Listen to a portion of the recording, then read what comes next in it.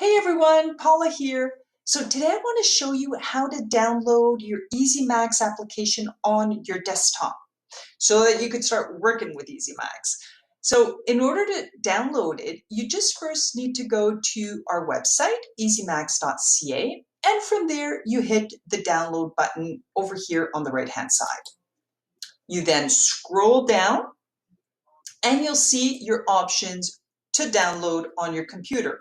We are compatible with Macs and with Windows. This video will address specifically the downloads for Windows, and I will do another video for Mac users. Now, for Windows, before I get started, really important to know that your Windows version needs to be a minimum of 8.1. Now, if you have a Windows 7, you will run into problems, so let's please avoid that. Go ahead and upgrade your Windows version to 8.1 and we'll be good to go. The other thing that's important to know is that depending on the browser that you use to do your downloads, the process is going to be a little bit different one from the other. So I'm going to go through all the different browsers on this video so that everybody knows what to do. First, you hit the download button right here. If you use Internet Explorer, you will see a prompt at the bottom of your page where you click on Save and then you hit Run. Okay? If you use Firefox, then it's going to be a little bit different.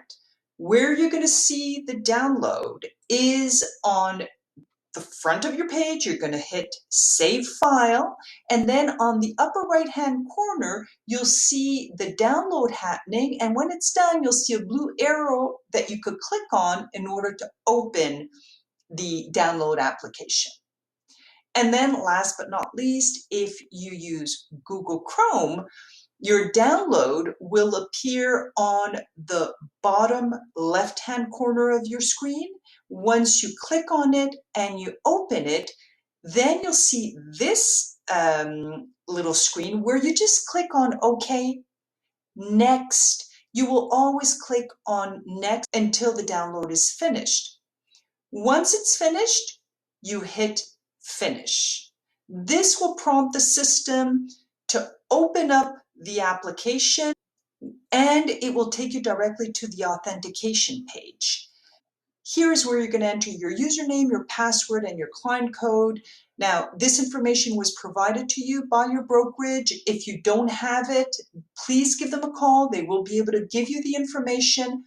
Once you've entered these codes, then you just hit sign in and you will be in eZmax and you'll be good to go. So the one thing that may happen, depending on the brokerage that you work for, once you've entered your credentials, you may get a message indicating that your computer needs to be authorized. Now, this is a security feature that some of the brokerages turned on. All you need to do is call your brokerage. They will give you that access and then you'll be good to go. All right, so you're all set to start working in eZmax. Use it well and have a great day. Take care. Bye.